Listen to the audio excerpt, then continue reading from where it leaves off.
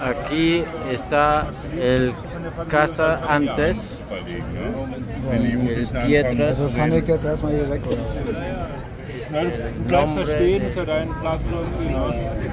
Aquí está Und sobald die Jugendlichen lugar, der Rede fangen wir an. el lugar de Papiermeister.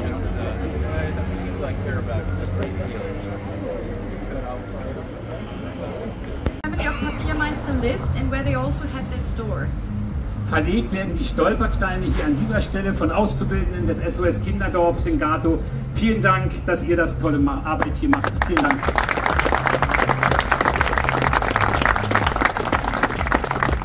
Yes, so the laying of the Stolpersteine is done here by the trainees of the SOS of Papiermeister lived before their escape to the USA. The Jewish family of 5 of Latvian origin was made up of the parents Chaim and Masha. In Germany, they were called Hermann and Marie, and both of their sons Josef and Benno, and their little sister Ruth.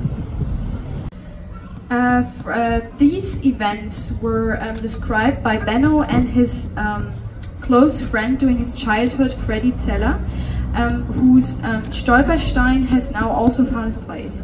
With the following quotes, we would like to bring you closer the events of the pogrom night, but we would also like to bring you closer to the beautiful moments from Benno's childhood, and we would like to share them with you, and we want to remember the family who has lived here for approximately 85 years before they had to escape from the National Socialist regime and from their home, and where they had to leave their store. Dad had several helpers in the store, and occasionally my mother would help out. And we took very nice vacations as youngsters. We had a nanny, so to speak, who took care of us because our parents were rather busy in the store. We went to the synagogue quite often. We attended services every weekend, and of course I later on was bar mitzvah there. The rabbi there was Rabbi Löwenstam, and he had a great influence on me. I guess I started attending at the young age, maybe 4 or 5. My father would take me to the synagogue and continued doing that until I was bar mitzvah and we left Germany. I ran down and around the corner to the Charlottenstr. I rushed back immediately to tell him to hurry, because people were reaching into his store windows and helping themselves to shoes. He was already coming out of the house with his sons Joseph and Benno. The looters ran when they saw us, turned the corner, dropping shoes along the way. Benno ran to pick them up, where we quickly emptied the windows. But a lot of shoes were already gone. "It won't do them much good," said Herman, "but it's going to hurt me." When he reopened the store a few days later, a number of the looters, laden with single shoes, came back to bargain with him.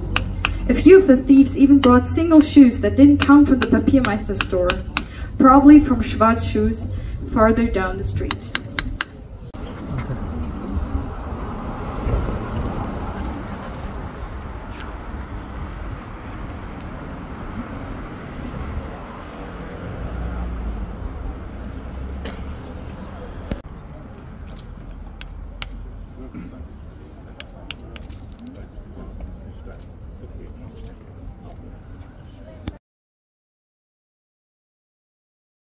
James oder Jim, Papiermeister. Willkommen ist ungefähr eins von 10 deutschen Wörtern, die ich sagen kann. Und das ist das erste Mal, dass ich mich hier in Berlin oder in Deutschland generell befinde. Mein Vater Benno lebte hier in diesem Gebäude, beziehungsweise dem Gebäude, was vor diesem hier stand. Und sein Vater besaß das Schuhgeschäft, was hier stand. Und es ist wirklich toll. Birgit, how important it is what you have done, and you students, who I want to announce your names and personally thank.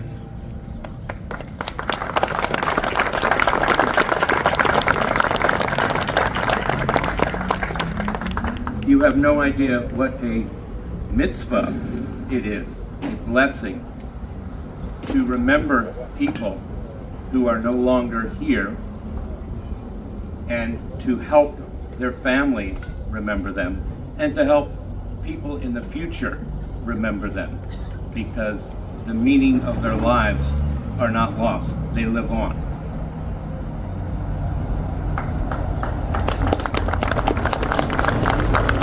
To remember people who left under such bad circumstances is a very noble and blessed calling.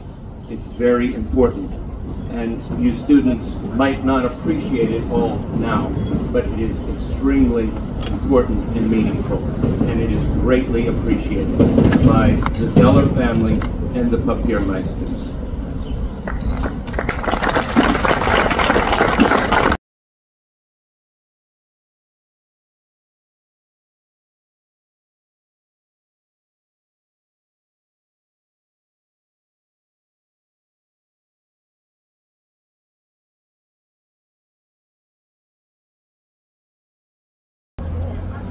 Ja, schön gemacht, ey. Vielen Dank. Ja, Führer und ich haben wir zusammen.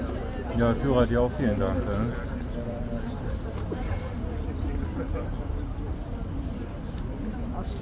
Ja.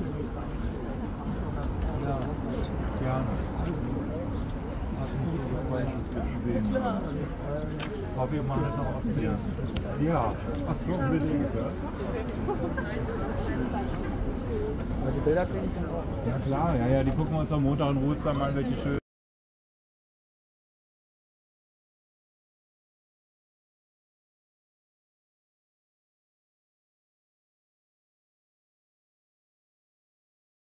We feel incredibly honored to tell you something about the history of the family of Papiermeister today.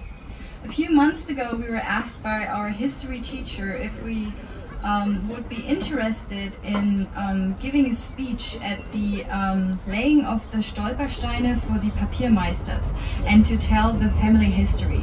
Hadisa, Amelie, Olivia and I, Sophie, have declared to do so. Olivia and I have worked with the subject of the laying of Stolpersteine back in a presentation in 10th grade, among other things. And we have always been very interested, and we think it's incredibly important that the time of the National Socialism and of course the people who have suffered beneath it would not be forgotten. For me, this subject is very dear because the great cousin of my grandfather did not survive the Holocaust. His name was Slama Lipchitz. Is that correct? Okay. He came together with his brother Chaim as son of Polish Jews at the beginning of the last century to Berlin. When the political situation was getting more and more difficult for Jewish people, relatives of Slama tried to convince him and his brother to immigrate to Palestine. But as many others, he could not imagine what horrors would soon befall them. They stayed in Berlin until the September of 1939, when the Gestapo separated them brutally from their families. During the Great Polenaktion, many Polish Jews were driven from the country. In 1942, Slama was brought together with many other Jewish people to the killing camp in Bernburg, where he died in the gas chambers. Slama's brother, his parents, and all his Jewish relatives did not survive the Holocaust. The family of Papiermeister was a Jewish family of 5 with Latvian origin, which lived here in Spandau between the 1920s and the autumn of 1938. The father of the family was Chaim Leib Papiermeister, and in Germany he called himself, as already mentioned before, Hermann Papiermeister. He was born in Doble on the 13th of January in 1895 in Latvia. He came to Germany originally in 1915 as a Civil War prisoner, and after his release he decided to stay in Berlin in 1918. In 1923 he opened his first own shoe store, Herpa, which is the abbreviation for his own name, Hermann Papiermeister, here in the Altstadt Spandau. In the same year, on the 27th of March 1923, he married his wife, Marie Marsha Papiermeister. She was also born in Latvia in Jelgava on the 28th of January in 1902. And she supported her husband Chaim in the shoe store later. Approximately a year after their wedding, they had their first son, Joseph, who was born on the 3rd January in 1924 in Berlin. From 1929 till 1933, he went to the Volksschule, a school in Spandau. But after that, because of the growing anti-Semitic discriminations on his school, he had to change schools to the secondary school of the Jewish community Adas Yisrael in Berlin-Tiergarten. On the 13th of October in 1925, their second son Benno was born, whose two sons, Chuck and Jim, are at the event here today as well. 3 years later, on the 9th of April 1928, the youngest of the three siblings, Joseph and Benno's little sister Ruth, was born. She and Benno also initially went to the Volksschule in Spandau, but had to change schools later to a school of the Jewish community in Adas Yisrael. Die Wohnung of the family Papiermeister was in the Fischerstraße 3 and 4. Not far away from that, in the Charlottenstr 2, they had their shoe store, and pictures of that you have already seen at the laying of the Stolpersteine. The family of Papiermeister was very close friends with the family of Zeller. Josef, Benno and Ruth lived their childhood in Spandau together with Freddy and Lillian Zeller. And Freddy is telling us in his book, When Time Ran Out, Coming of Age in the Third Reich, about his about the things that he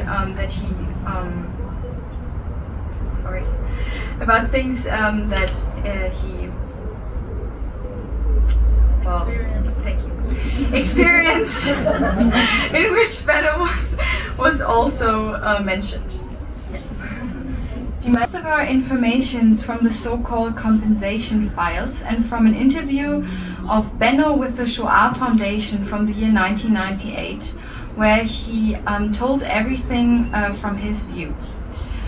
A special childhood memory that has touched us very much was the visit of both of the boys to the Olympic Games in 1936. This event was not only important for Benno and Freddy, but also a very important historical event. In the time of the Olympic Games, the Germans tried to keep up appearances out to the outside, and they took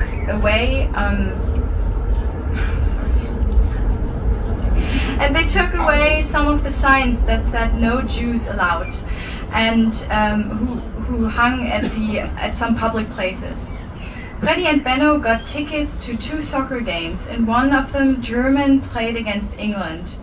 But both of them did not want to cheer for Germany, so they mingled with the Danes, who were rather impartial, who were at the game, and they could cheer after their own heart's delight for England, how Bruno has phrased it in his interview.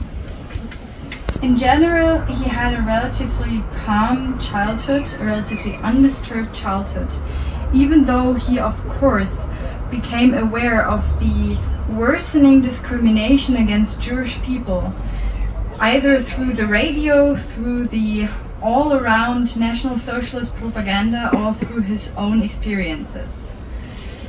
Already in 1934, Chaim Papiermeister and his family were aware that this hate and this exclusion would be growing, and that life in Germany would for them be ever more difficult and more dangerous.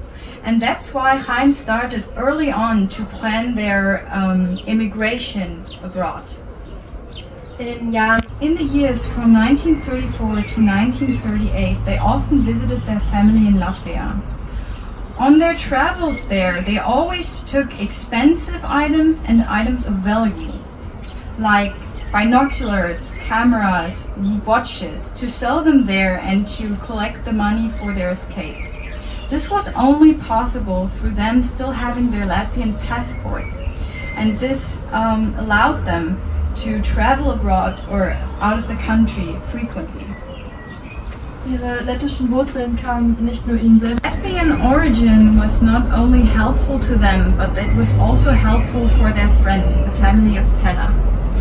Chaim stayed often overnight at their place, and when the SA was in front of the door of the family cellar, Chaim's Latvian passport helped them so that the SA would not arrest any one of the people in the house. As we already told you before at the laying of the stones for Freddy and Lilian Zeller.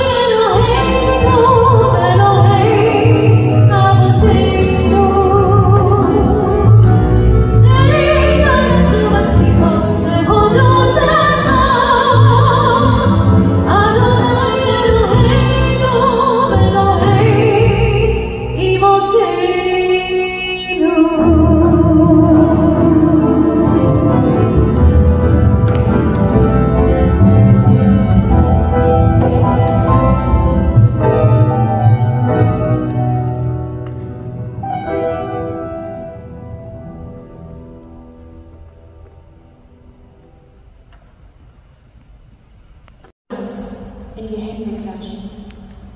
Und es soll euch geschehen, dass euch wächst Myrte statt Nesseln. Und das Angesicht leuchten über dir und sei dir gnädig. Die Ewige erhebe das Angesicht auf dich und schenke dir Frieden.